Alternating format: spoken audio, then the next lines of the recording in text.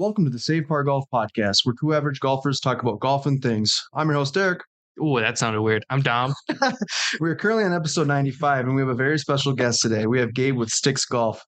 They're disrupting golf with full sets of golf clubs for casual golfers, all the quality for half the cost. Make sure to give them a follow on Instagram. Their Instagram handle is @Stix Golf Gear. Gabe, thank you so much for joining us on the podcast. Thanks for having me, guys. Good to be here. Yeah, absolutely. It's been kind of a long time coming. I think, Dom, and you kind of set this up a while back, from my understanding. Too long ago. Yeah. But so.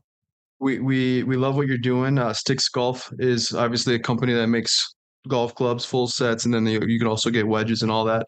Can you tell us a little bit how the company came about and where the idea came from? Before we get super into it, Derek loves the putter. Oh yeah? Yeah. Like I said, I'm gonna try to game him this week or next week. He's playing around with it. He goes, "This is my new putter." I was like, "Put it back." I was at Dick's with my family recently, and I went into the putting section. Because back in COVID, you couldn't even go in and mess with anything. So I was just messing around with some of the putters, and everyone I picked up, I was like, "These grips are tiny." Like in the Dick's setup, if you go to PGA Tour Superstore or whatever, like you get some higher end ones with bigger grips. But I love our grip on our putter. I do too. That's what kind of got me. The weight too, for sure. But I like the grip a lot. Yeah. If you guys, a few of our recent Instagram reels are me putting, and one I'm out with Dave Fink. And I'm just like, I'm in a groove with that putter right now. So I'm with you. Well, good. So yeah, let's rewind a little bit and just kind of tell us again, like where it kind of came about, like what gave you the idea, and kind of just start from the beginning. Yeah. I just booked a tee time on Thursday morning this week. It's Tuesday night right now. So in 2 days, I booked a tee time back at Potawatomi Municipal Golf Course in St. Charles here. It's right on the Fox River. It's a 9-hole course. $15 to $20 green fee, depending on the time of day. And if you buy a punch card, it's like, you can get 6 rounds for like $10 each or something. But that is where this idea really came to life. It was me and my co-founders out there golfing at a municipal, which is what we did. We weren't country clubbers. We weren't, golf trippers. We weren't private lesson kind of people. We were all rocking like 20-year-old sets of clubs playing a municipal. And at some point we were playing enough that we were like, why are we all still rocking these old clubs? Like, we feel like we're better than this. We feel like we deserve better than this. And then we kind of got to talking like, yeah, why haven't we? We kind of talked about what our shopping experiences had been. And some of us had upgraded a putter, upgraded a driver.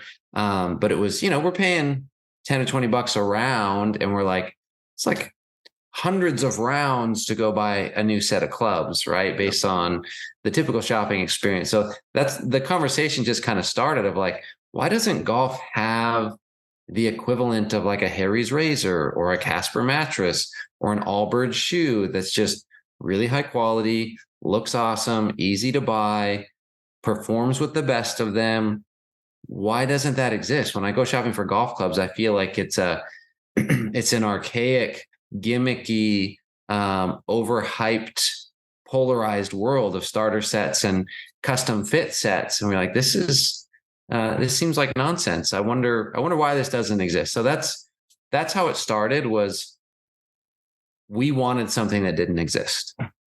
Sure. And I can take you further down the road if you want, but that's that. You may have more probing questions, but that's like ground zero. Have you been playing golf for quite a while? Yeah, at that point, I had probably been playing golf for around 20 years. I think I got my first set when I was around 12 years old. It was a $20 set from a church rummage sale where every club was older than I was. No 2 clubs matched. The bag was made of leather. The woods were made of wood. The clubs were rusty, all different heights, weights. Who knows what flexes were at that point. My woods probably had metal shafts, and all the grips were hard and slippery. Yep. So that's how it started. And I played enough with buddies, again, municipal courses, mostly executives, So par 3 courses. So I'm really good with my irons because I probably spent 10 to 20 years just playing par 3 type courses back in Seattle, where I'm from. Freshman year of high school, I got cut from the baseball team. So I went and joined the golf team, where again, I was not like a serious golfer. I was JV and never competed, never got coached, just got to play for free for the season and loved it. But yeah, by the time we're having this conversation where Stix started, I had upgraded once, like right when I had enough money. I bought a set of clubs like when I was 17. And that's what I had used for 20 years. And through that, my golf journey was casual. I played a handful of times a year at best. I had 4 kids in my 30s. And so my 20s. And so like not a lot of like sneaking away and spending money on golf and whatever. So and that's how a lot of my friends and the co-founders of Stix, that was kind of a similar story. We're like, I feel like there's a lot of people out there where this is probably the same deal. When you say your co-founders, how many people were involved in actually, when you, was it just like a foursome when you're playing golf? And you said you mentioned it playing at a municipal course. Is it just like a group of buddies that said, hey, there isn't anything like what we're thinking of? Is that kind of how it came about?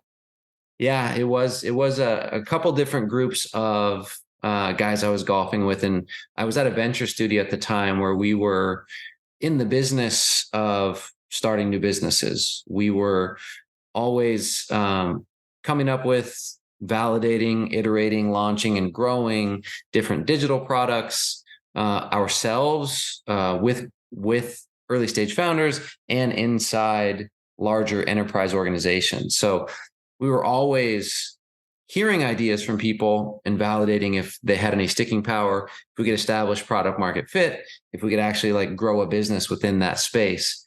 And so these are the people I'm hanging out with and golfing with.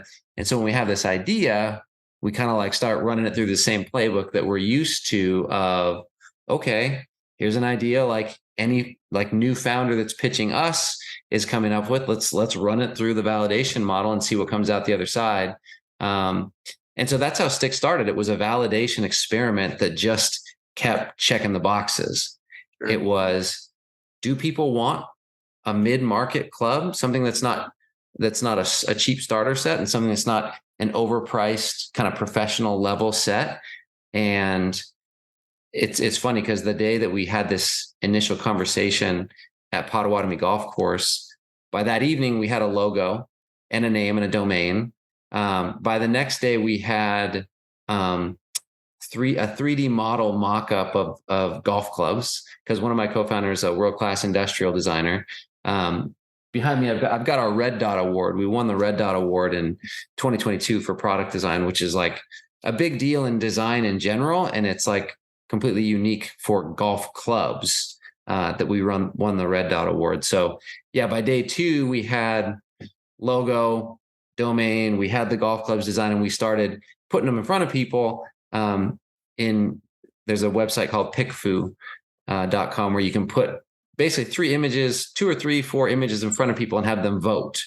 And people can use this for like ad concepts, logos, whatever. And we put like a starter set, this new Stix thing that didn't exist, and like big name brands. And we were like, what would you pick? And 25% of the people chose our thing. Wow. We were like, 25%, that's not everybody, but that's something. And so we just kept going, and at every stage, it kind of exceeded expectations. That's very cool. That's kind of the first time I've ever heard of, like you said, it's kind of unique for a golf industry to win an award like that. Mm-hmm. I've never even heard of that. So that's very cool. And I might have missed it, but did you say what year it was that you launched the company? That was my question, is like, what year did all this kind of like, when did the idea start, like year-wise, not to like age you or anything? Yeah, it was about the summer. It was the summer of 2019 that we had the idea, and we did some of this validation work, and then we got busy and golf stopped, right? COVID hit early 2020. Literally the PGA Tour shut down. Golf courses were closed. And so we were like, let's go focus on some other things for a little bit, which thankfully we weren't like too all in yet. We had the idea, we had done some work, but everybody was just kind of like side hustle part-time on this experiment. And then when golf came back post-COVID, like golf surged, as we all know. It was like there was one of the largest viewership PGA events in history. Suddenly you can't book a tee time because it's one of the only socially distanced things you can do. So at this point, the timing was kind of right from an industry standpoint and for a lot of the kind of the busyness and the seasonality of the co-founders. And we were like, should we do this? And so we kind of committed in the summer of 2020, and we launched. Actually, it's September 5th now. We launched September 1st, 2020. Okay. Congrats on 3 years. Yeah. Thank you. That's crazy. Yeah, in 3 years, they say, I pitched this to my team a couple offsites ago. Only 1% of businesses receive VC funding. Only 1% of those ever make $1 million.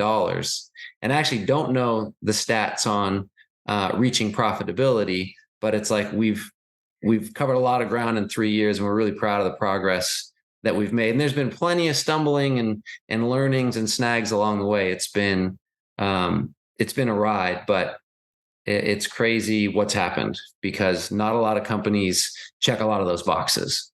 You kind of mentioned your target audience as far as You okay? Yeah, I kind of like joking there. Your target audience is for someone who's, a decent golfer, but they don't want to spend maybe thousands of dollars on clubs, right? Because like you said, you can go to the PGA Superstore and spend a minimum of $1,500 on up for a set of clubs, and sometimes it can be a little overwhelming because there's so many other options.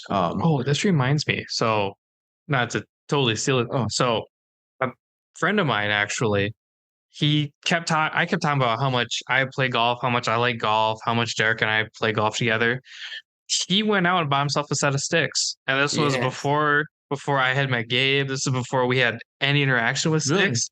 So that's really cool. Yeah, so my buddy's got a full set of sticks. Just there we go. Randomly. That's kind of cool. And I think you're probably going along the same lines as me. Yeah. Basically, what drew him to sticks was price, the look, and the fact that they were kind of, I don't want to say they're geared towards beginners because they're really geared towards everybody. But he could understand everything that was being talked about on the website. Sure. Which I thought was super cool because you go on like you and I both had Cobra clubs, right? You go on Cobra and it's all sorts of numbers and all sorts of lofts and everything. And a little overwhelming. I mean, even for me who, I played golf a while, I still don't know what half that stuff means. Yeah. So for him going on to sticks was super smooth. And he has a set of sticks and has liked them so far. And the name too is kind of genius because that's what they are. They're sticks. Yeah. Yeah, I love it.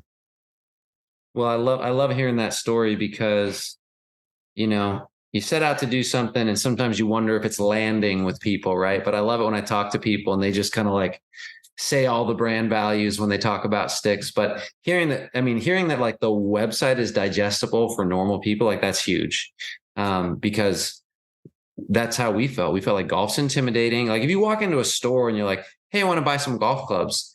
It's like, here begins like this super complicated, super expensive, confusing, condescending journey, right? Yes. That you're just 100%. Like, never mind. I think I'll just keep using what I got because I'll just keep my clubs that I spent $8 on. Yeah.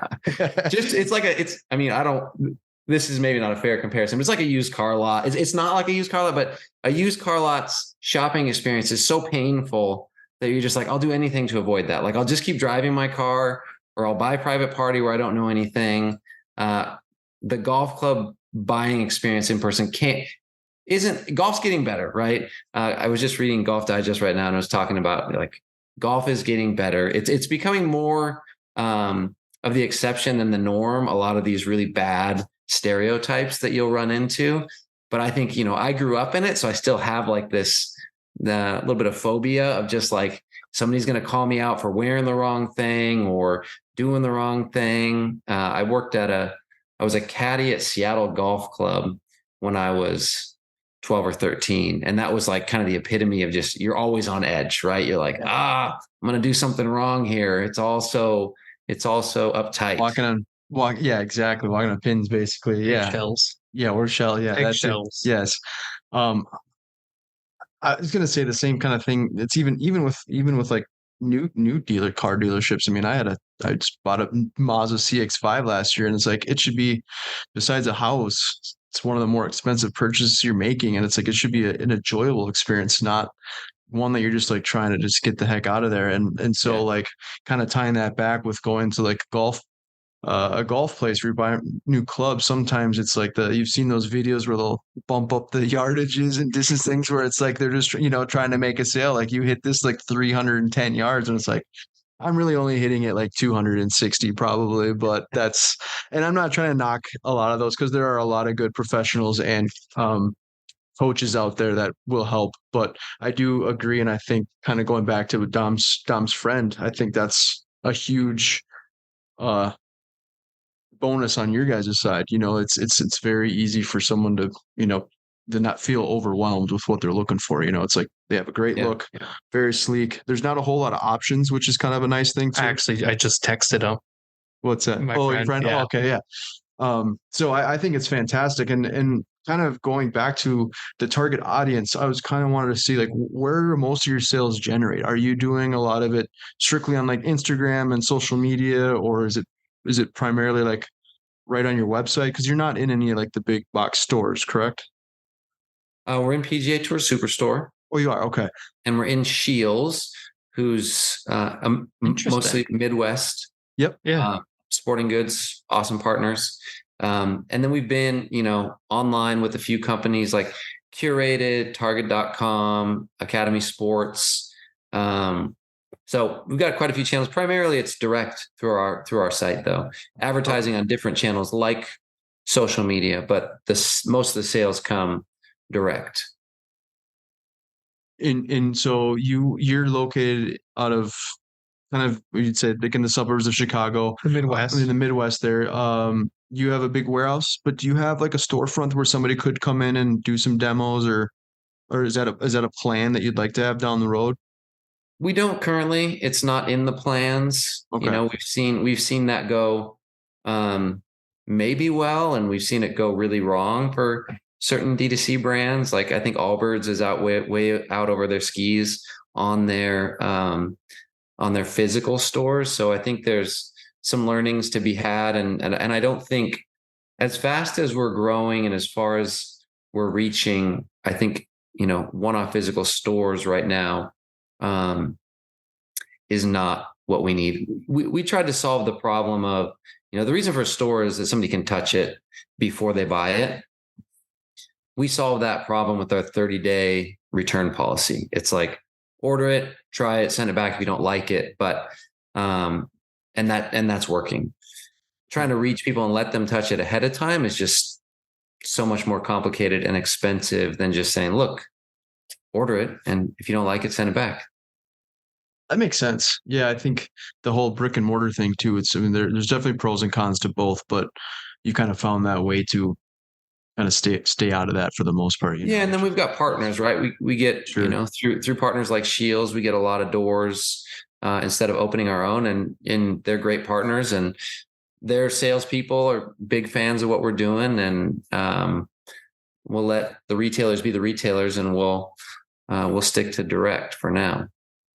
That's smart. I never looked at it that way. It's a good way to look at it. I don't want to say you get your foot in the door, but you get your foot in the door with Shields, and then you just let people touch it there, and it saves you money, and it still gets the product in people's hands. Yeah, and it's just faster, right? You get 30 doors with one retailer, you get another 100 with another retailer, versus it's going to take a lot of energy to open up a couple stores from our standpoint, versus and that's just not going to get us that much reach. If you're a brand that's like born in a cool area and it makes sense to have like a flagship store that is the HQ or something, like that's kind of cool. Where we're at actually is a big golf center. Like, Chicago suburbs some of the golf retailers out here, like their biggest stores are here, which is surprising because Chicago's cold half the year. Like you're not golfing for like 4 to 5 months out of the year, but there's a lot of golfers out here that spend a lot of money. And when they are golfing, they're golfing a lot. So like still one of our biggest geos is Chicago that we sell clubs in. And it's not just because we're here. Sure. That's kind of in the same, we're in the kind of that Midwest, Minneapolis, Minnesota area, same boat. Like it's colder. Yeah, it gets really cold, but we have those golfers that are just like said, we have that short window, but when we have that time to play, we get out and play as much as we can. You know what I mean? Yeah. So it makes sense. The cool thing is you never guess that we have a short window just from the way people talk about golf, the way people play golf. We talk about it like we play, year round, or we have the ability to play year round. And that's not the case at all. So I've always thought that was really and now we can, right? It's like the sim stuff is getting so popular and affordable. Mm-hmm. Like I've got the Garmin R10 and that thing's awesome. I set it up in my basement and I can play golf. Mm-hmm. That and a hitting net and I'm good to go. Those are cool. I've got the golf club holes in my ceiling to prove it. That's awesome. Do you ever blame it on one of the kids? Yes, because it is the kids. It's actually one of my kids. One of my kids' buddies is over, and of course, I like set up this whole thing, and then the kids just get after it. But my brother-in-law put one through just fully through the ceiling, and so did one of my son's buddies. Oh, that's awesome. But those are very cool, and you're right though. That's a huge advantage for some of us Midwest people that just can't play golf all year round. There's definitely ways around it, which helps a lot. But so we were talking about earlier, like we love the aesthetic, the look of the clubs. Like where did the inspiration come from, and like from like start to finish, like when did you guys realize, okay, like yep, this is what we want it to look like, and put it in production? Yeah. Like I said, so we had like a mock-up on day 2 of what we wanted. So 2 of the co-founders are designers. So my career started as a designer, graphic design, web design, and then we have our world-class industrial designer co-founder Kyle Buzzard. And as we had these early conversations about what we wanted, part of it was like it's all ugly. We were like, it's cheap or it's expensive, and either way you go, even if you spend the big bucks, it looks crazy. So as designers, we're like, again, where's the Harry's razor? Where's the Allbirds?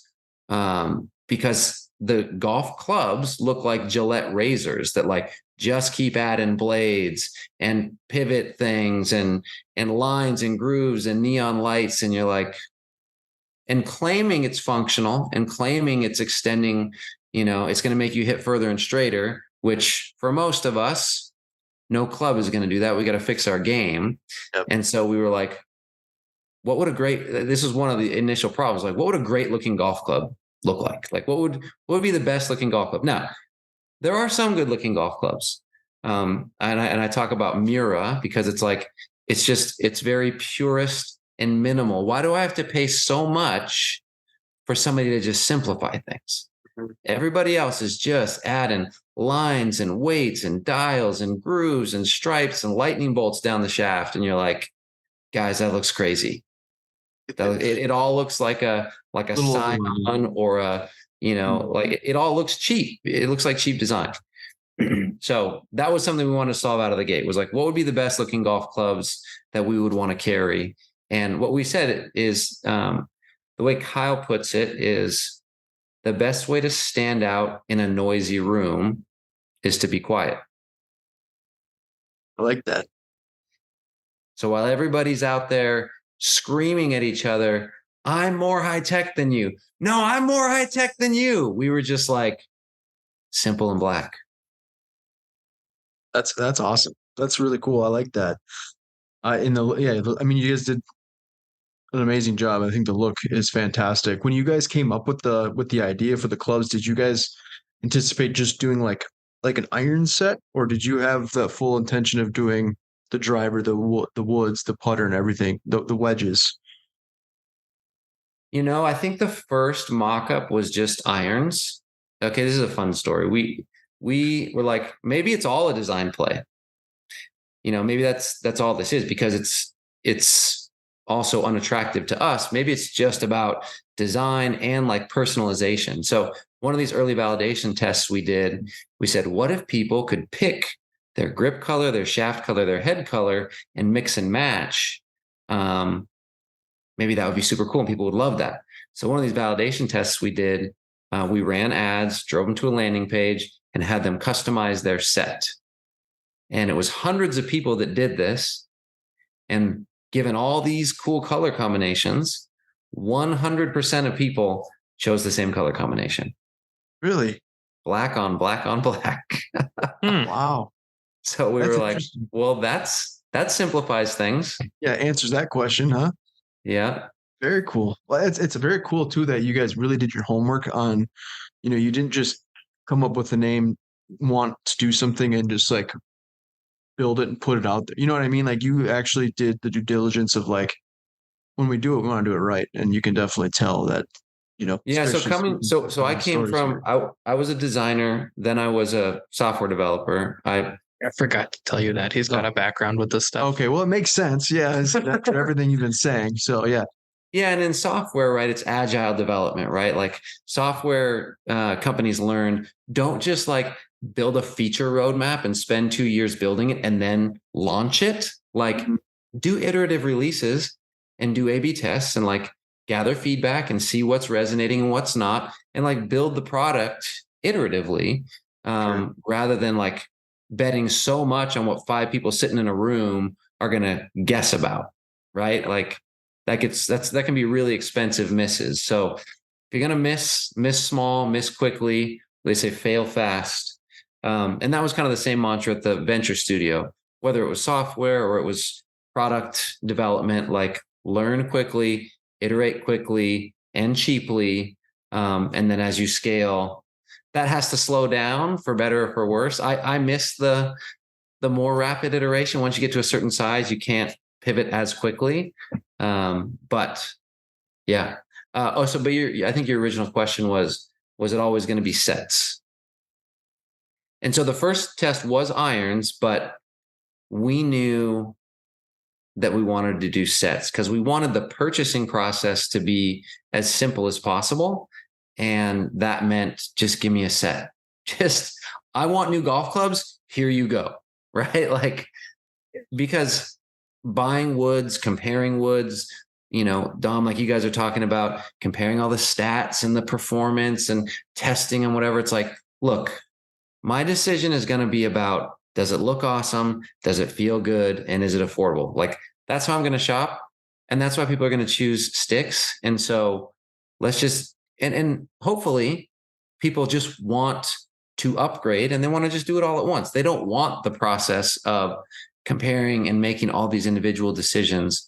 They just want to upgrade their set, which goes back to your question about demographics and is it beginners or is it more advanced? We've always said, I want to be your first upgrade and maybe your last upgrade. I'm fine if it's your first set of clubs. We don't position ourselves as a starter set. I want to be the first upgrade for everybody's starter set. Everybody rocking Strata and Top Flight and their box set that was $300 to $500. I want to be your first upgrade once you're like, I'm in, right? I don't want to be the cheapest set out there that, people's starter sets usually like, I'm not sure. So I'm just going to spend as little as possible to see if it sticks. Once you're ready, I want to be your first upgrade with a super solid, legit set of clubs, or your first upgrade from dad's hand-me-downs, grandpa's hand-me-downs, the garage sale set, the used set. Once you're ready for that leap, I want to make that leap a lot easier for you, right? Because the leap can be from $500 to $5,000, and it can be that whole shopping experience that we talked about that's complicated, confusing, intimidating, and all those things. What are some of your goals as a company? Like, and like even like future, like, do you have anything that you want to talk about that you might have that's releasing in the near future or that you're working on in the near future? So before you answer that, I wanted to show off. I did grab one of the clubs for people to see. So we have the black on black right here. Yeah. Well, 5-iron. Is that what it is? I don't know. It is a 5-iron. Yeah. I hate you. Fucking weirdo. It's super simple. Just calling me names here. So you were talking about Mira. I work in the running industry, so I immediately thought of, you're saying simplistic. I immediately thought of Mizuno. Funny enough, both from Japan. I don't know if it's something about like Japanese design or something like that, but theirs is simple, to the point.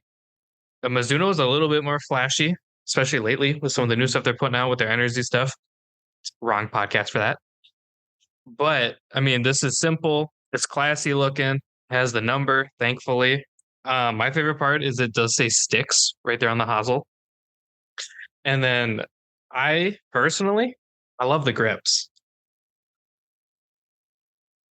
But it's super simple. I almost think they're like elegant and classy looking. Yeah, I agree. Like they're priced competitively, but they like I almost don't want to hit them because they look so good. But I know we're supposed to, and I know I'm gonna. But like, it's pretty. It's a nice club, and I like the really minimal branding just in that area. I think it's clean. Mm-hmm. They're a sexy club. I like the red line too. You guys have them? Yeah, the red one. One little highlight for functionality, right? Like that's the touch point. The red line is where you make contact.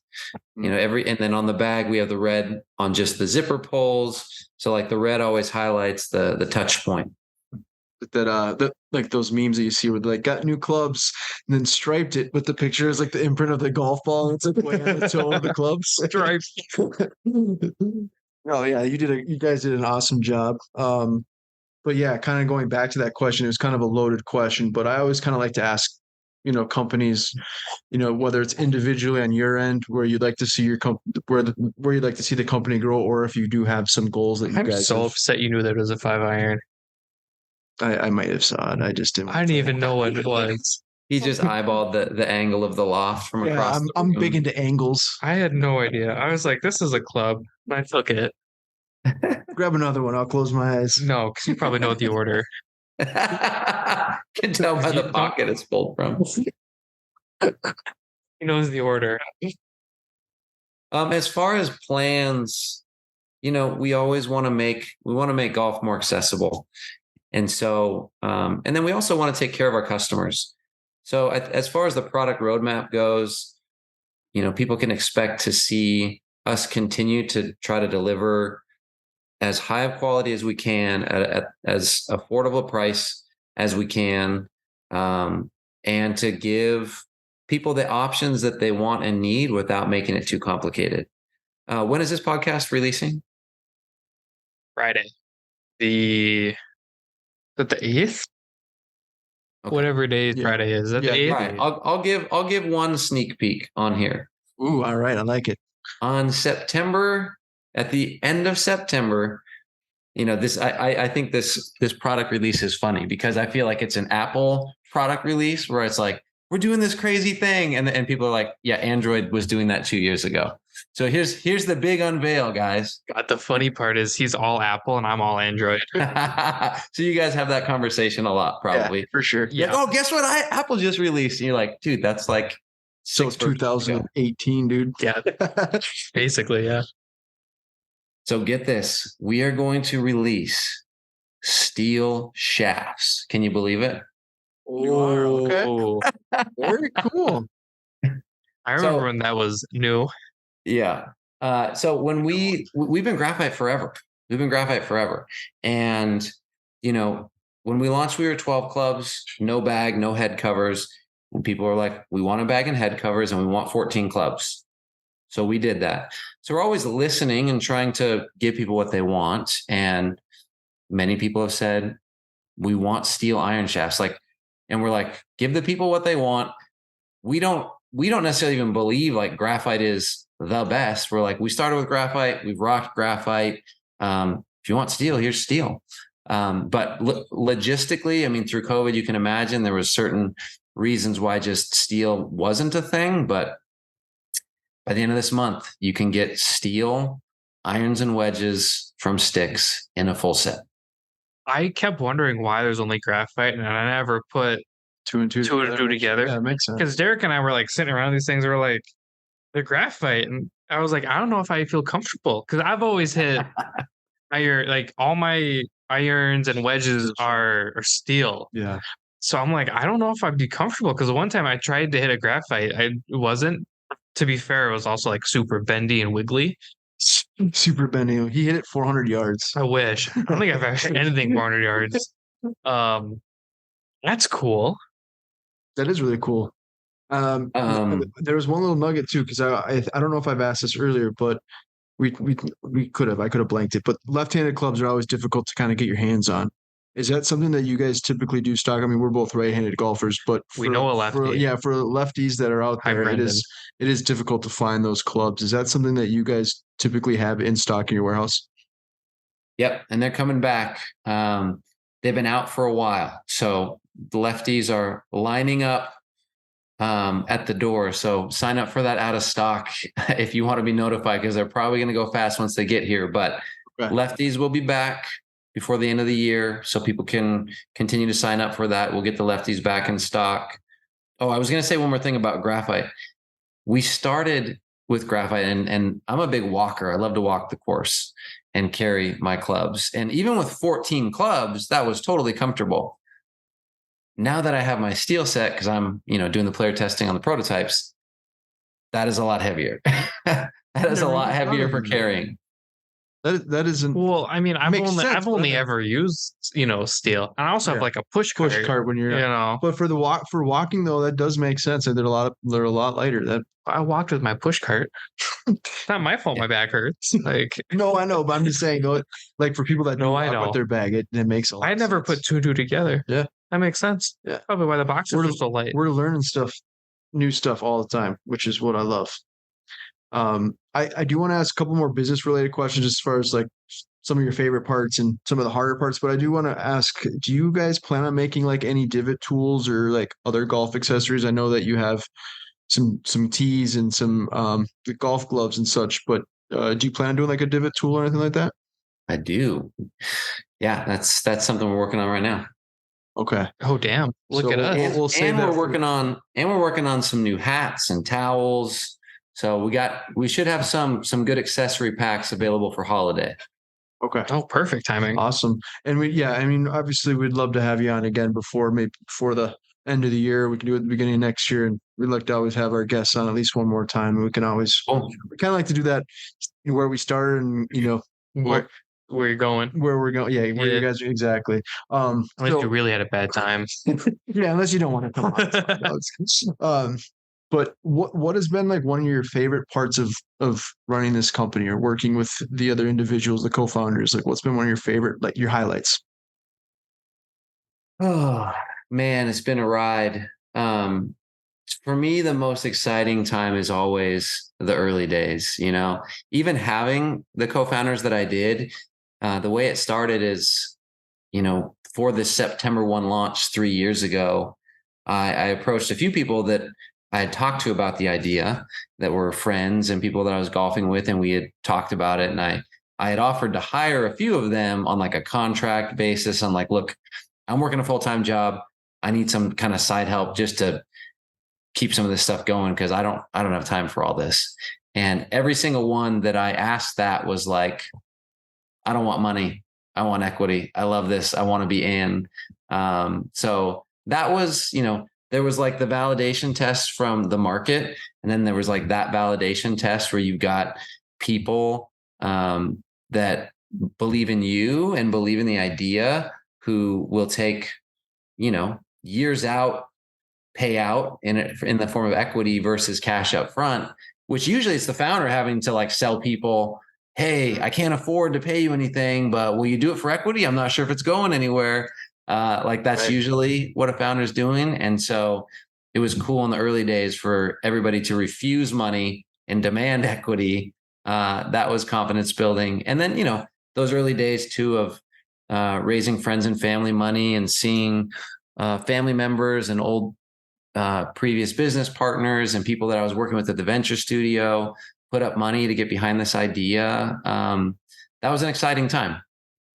Sure. Have you ever been like out in the wild, and like seeing people in the jungle. Yeah. in the jungles of the municipal courses. Yeah. God, I was picking up what you're putting down. God, because the course I played was a jungle.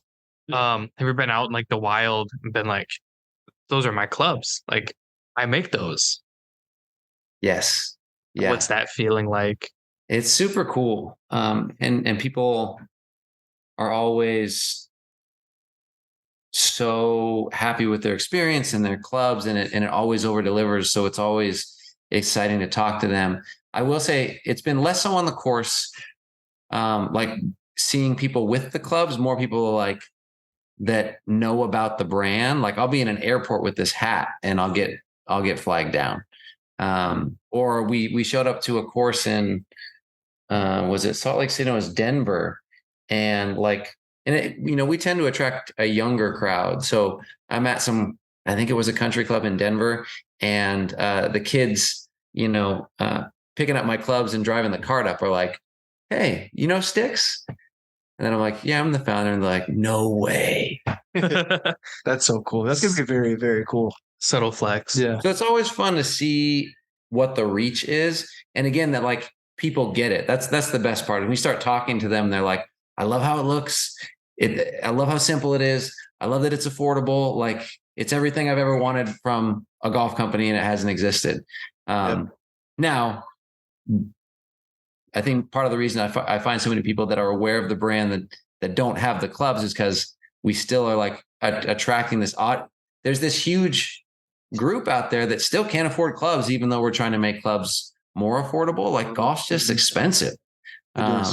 So we're continuing. We want to try to help solve that problem as much as we can. The reason I'm going to Potawatomi in 2 days is I'm kicking off. I don't want to overhype it because I'll certainly underdeliver on this, but I'm doing a little municipal tour to just highlight municipal courses, to just remind people like, hey, gear can be affordable, courses can be affordable, like this game can be enjoyable without being super expensive. Sure. I love that. That's awesome. I was recently talking to Josh from Haywood. Mm-hmm. And just kind of going back and forth, on the Instagram, whatever. And I asked him the same question. I was like, what's it like seeing people play with his Haywood irons? Because I know Derek has some. I've got a couple. He had kind of the same answer where, what if I've never seen anybody with like our like shindig hoodies in the wild.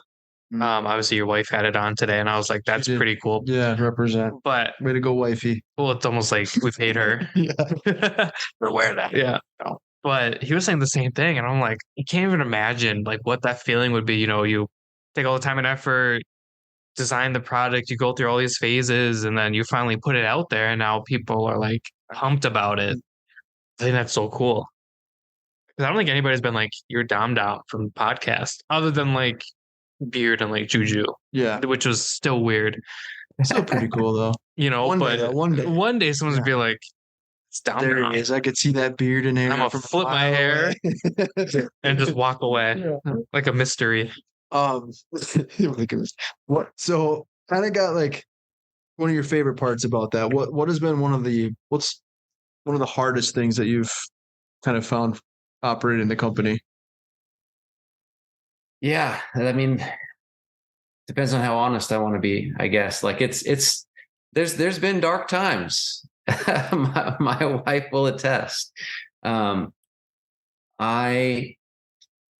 was a designer. I was a software developer. Like I was a creative, and being a CEO and executive and raising venture funding and growing an organization and doing performance reviews and hiring and firing and, getting close on money and goals. And, there's been plenty of misses. How do I summarize? I probably won't go into detail on like the darkest times, but I guess I'll say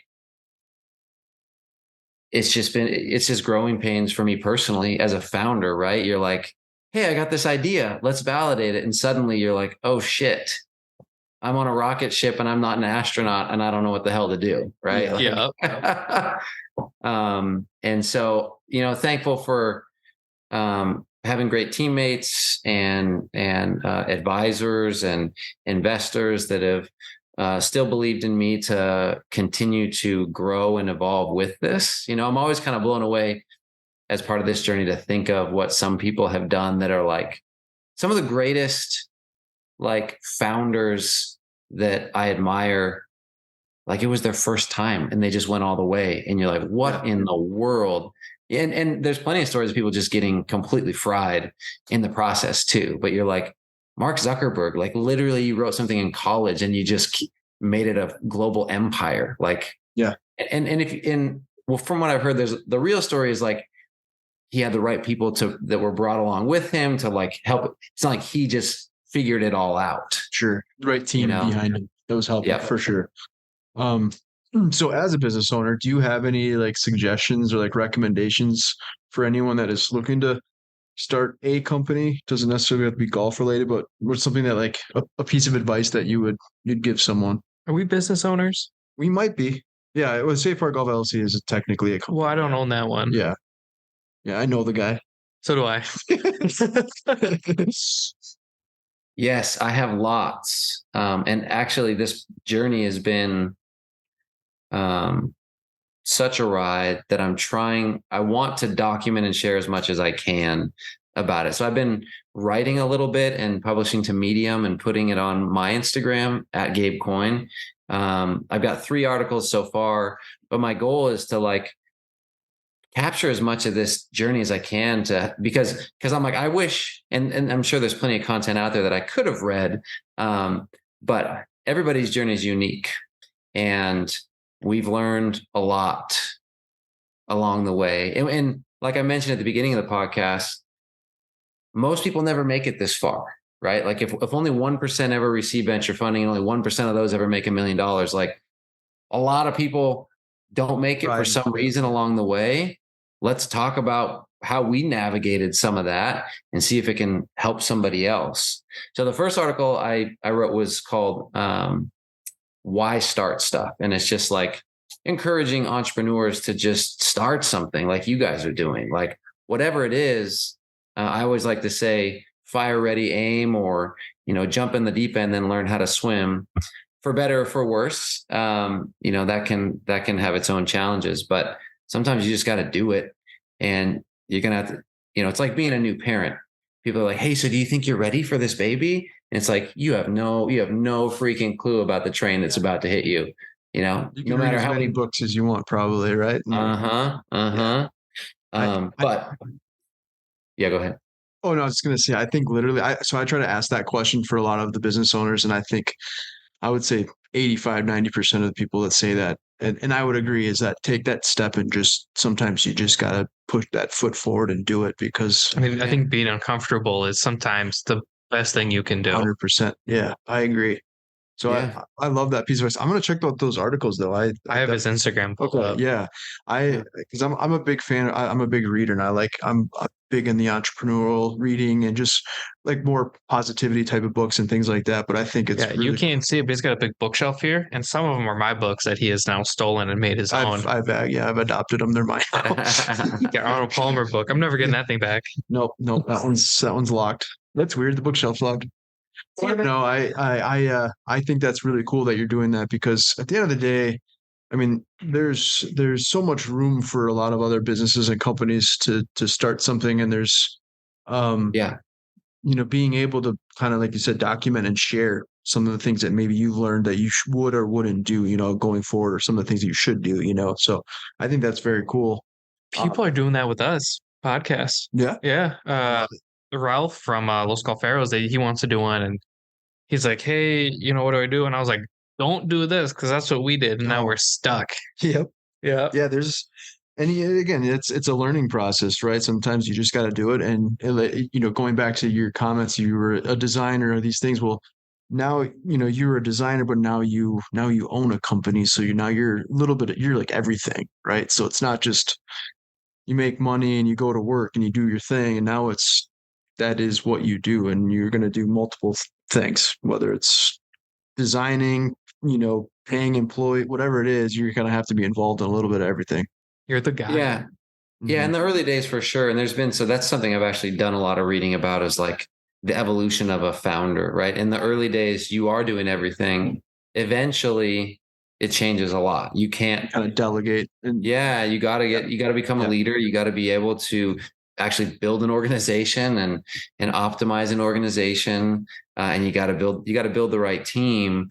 And that's hard, because many times a person who can like get in there and do everything, it's a really hard transition to then zooming out and having a team that's doing it all. And, I will say one of my favorite quotes is from, at least where I heard it, was the Airbnb founder. In an article I read, he said, always hire better. I've been in organizations where we tried to hire cheap or junior and like, just like offload some tasks kind of thing. But at this point, I'm a big fan of like, if you're going to hire somebody who's better than you at the thing you're hiring them to do. Don't just hire minions to like delegate tasks to. Like, hire experts if it's going to grow, so that you can, I'm not the best at running a warehouse. I'm not the best at running finances. I'm not the best at a lot of things. I'm good at some things. But man, if I was the best person at everything that Stix did, it would not be where it is. Sure. Well, I don't know what song that was. That reminds me of one of my favorite quotes, and it's one of the best Ron Swanson quotes I've ever heard. Ron Swanson, yes. It's don't half-ass two things, whole-ass one thing. I love this. I was just starting to rewatch that. I love that. I've seen it like 7 times. Yes. It's the same thinking though, right? Like, you're the person that does everything. That's fine. I'm kind of in that position right now where I'm having to do everything, but I'm trying to hire. But you should whole ass on hiring or whole ass on whatever you're doing. So, like, yeah, I can't run a warehouse, but somebody can whole ass that thing. So I'm not half assing it. Because when you start to half ass things, it shows. Yeah. Yeah. So, I mean, going back to like, what do you say to early, people starting things, is like, learn, you got, it's like getting married. Like you learn a lot about yourself in a hurry, building a business, right? Like, what am I good at? What am I not good at? Right. You get married and it becomes really clear really quickly what you're not good at. Right. Like, you get to know yourself really well all of a sudden, more so than you maybe ever wanted to when you first get married. Good analogy. I like that. I'm not good at getting married. That's what I'm learning. Yeah, he's not married yet. But I can relate. I like that. Maybe you're half-assing dating. Maybe you need. That's fine. I got other stuff to do. We don't want to take too much more of your time, but we do have a few rapid fire questions I'd like to throw your way, and then we always ask a food related question at the end. But I've kind of been asking most of the questions for the most part. So Dom, you go ahead and fire. I've been taking it all in because it's been this has been a very, very cool episode. Man. I figured this one would be very like philosophical, but like I'm just soaking it all in. Yep. Which is super cool. Where are we? I'll start it off. You follow it. So first question is, I see it. You got it. How many rounds of golf do you play per week? 2. This is the rapid fire, right? Keep it short and sweet. Yeah. About 2 rounds. Well, I'll say this. Last summer or 2 summers ago, I played almost every day for the summer. And I went from really? Yeah, I would go out super early, like 6:30 a.m. and walk. Oh, I take that back. That's awesome. Sounds awful. Morning golf though is the best golf, right? That's my opinion. I think you can get it because you have the whole rest of we've talked about this all the time. It's literally like one of our big debates. Yeah, I was gonna say arguments. We're not really arguing, so yeah, definitely debate. Oh, I'll argue. But this is the other thing about rapid fire questions. This is how it always starts. Really rapid fire my ass. It's really rapid fire because we end up. Some of them are kind of loaded questions. Would you say we're half-assing the rapid fire questions? We're half-assing. I say that we're getting a whole ass answer because it's you start into it and then you have to kind of explain. I can't wait to make this a reel. I was gonna say we're gonna need whole ass hats and t-shirts after this episode. I think so too. I like that. I'm down. I'll buy it. All right, go ahead. What's your go-to snack on the course? Water or a protein shake, probably early in the morning. Okay. Coffee, water, protein shake. That's all I really want to do before noon. Okay, so no like granola bar or anything like that, some fruit or anything? RX bar, maybe, if anything. Okay. Big ass Chipotle burrito at like 6 a.m. I'm pretty good. Yeah. Yeah. They actually make a breakfast burrito. It's just off the menu. Taco Bell does. Yeah. I'm sure. Favorite golf course that you've played? Oh, ever? Probably I got to play the Grand Wailea with my uncle when I was young and not any good at golf, but that was beautiful. This is on Maui, right by the ocean. And I'm sure I lost 24 balls, but it was beautiful. That's how I felt playing Half Moon Bay. I was like, I don't belong here. And then I hit the shot of my life. I'm like, maybe I do. Or I dropped that putt that nobody's recording on. I know, that was insane. Oh, bitch. That's how it works, though. Nobody thought I'd make it, so they're not recording, and then it just drops, and I'm like, I told you. We just need to hire or have someone just fully. We need a Jordan. We need a Jordan. Jordan Odin, man. He's just a sneaky good, just content. Like all he does is film, but it's like you don't even like really even pay attention to it. He has to have like 3 iPhones worth of like footage. Yeah, for sure. Jordan. Why don't you do that one there? Good, because I don't want to read the long one. Yeah, I'll take care of that one. Ugh. So you're packing for a golf trip. Where are you headed? I've done a few to Palm Springs, so that's a good spot. If I could go, I would love to do Bandon. Oh yeah, that's definitely got to be one of the best, like bucket lists here in the United States. In the US. Yeah. Okay, this one's kind of a weird question, but okay, what's worse, shanking a drive off the first tee, blading your second shot after hitting a drive right down the middle, or 3-putting after you hit a good drive and a good second shot? So before you answer, I did this. You did this? I Which did. one? All of them? So it was the second hole of the exact I was playing. Yep. Absolute moonshot of a drive. And I was like, this is beautiful. My round is gonna be like golf is the great. best. And then I completely shanked my second shot. So like, okay, now that I'm asking him, which after you experienced that, what would you rather have? What would I rather have? None of them. Okay, if you had to choose. Or what's worse, I should say. Oh God. The worst part for me is I'm bad with my driver. So the fact that I hit an absolute missile and I had this beautiful shot at the green and I just shanked it, I was like, this is so disheartening. I almost left. Yeah. I was like, I should go home. That is brutal. But I paid $15, so I'm gonna finish. Yeah, I was gonna say the same thing, Dom, because I'm the same way. It's like if I get to be like I'm good with my irons, right? So on the less likely opportunity or occasion that like the drive is awesome, if I then mess it up with my irons, it's like, okay, you just threw it away. You just threw away the one thing that doesn't usually go right. That's how I am. But I hit off the spot, and funny enough, I've never landed at this spot on this hole before. Weird. I know. Untouched territory for me. Number 2. Yeah. The ground was so weird. I'm like, I don't like this. Then I had a 3-putt, which was rough.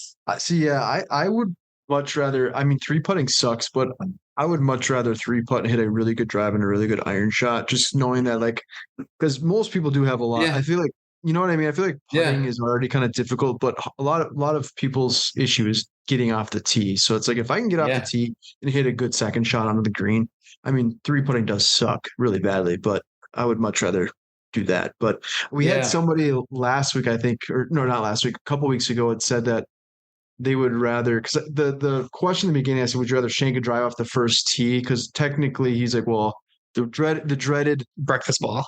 Yeah, where you're basically like, or you just hit it off the tee, like you duff it and everyone's staring at you watching. I'm like, yes, that sucks, but at least you kept your golf ball. Where if you shank it and you're like, go OB, that's now you're. Yeah, I'm with you there. You're like, anytime I'm not searching for a damn ball, I'm in a good mood, right? So like 3-putt, whatever, I can find it. Yep, 100%. Funny enough, I was telling Derek, that was the first. Is it a round of golf?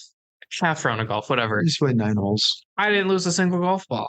That's a good round. Because I was telling him, there's a lot of water around there, so that's impressive. Shout out Jordan Odin for making a good ball. that I beat up on. Our last question is always a food related question. So if me and Dom came out and visited you, where would we go to eat? Ooh, for me, it's always. I mean, as long as you guys are up for it, for me, it's always Thai food. I love Thai food. Okay. Is there a specific restaurant that you would go to? Well, out here in the suburbs, the options aren't, as vast, but I do have a good Thai food place by my house and by the course I usually play, called Lao Thai. So that would probably be it. And there's another one nearby, but I'm from Seattle. If we were in Seattle, I could take you to, an even better place, but if it's my choice, it's always Thai food. Okay. I love Thai food. I mean, I don't eat it very often, but I like Thai food as well. We don't really eat it very often, but you should. I know. Bucket list. Yeah, you should. Well, Gabe, man, it's been a pleasure, dude. We really had a blast kind of picking your brain and just learning how you guys kind of got the golf. We should start our own business. Yeah, you should. You should. Go read start stuff on this thing. Go read start stuff and tell me if you get inspired and you start a business immediately. That's what we're gonna do. We're gonna start reading right after we get off this podcast. But I don't know. We'd love to have you on again down the road. I know obviously you'd mentioned the steel shafts and all that, so we'd like to have you on again, and we can kind of maybe have something else launching in the near future. It'll be interesting to see what sells better, the graphite or the steel. Yeah, I know. That's always. I tell you, that's one of the hardest things in this business is you got to order a bunch of stuff, and you got to kind of, especially when it's brand new, you got to guess. You're like, well, how much of it do we order? Because you're like, if you order too little and it's fire, and people like it flies off the shelves, you're like, damn it. And then if you order too much and it moves slow, you're like, damn it, because I should have bought other things. So that's a big challenge. Sure. Well, surveys says it should be about 50-50. We'll see. Okay. Well, we're going to find out down the road here. I'll sway that. Give me those steel shafts any day. Thanks again, man. We really appreciate it. And like I said, fantastic job. Keep up all the great work, and you're doing awesome. Appreciate you guys having me. Yeah, absolutely. Take care. Good chatting with you guys. All right. See you later.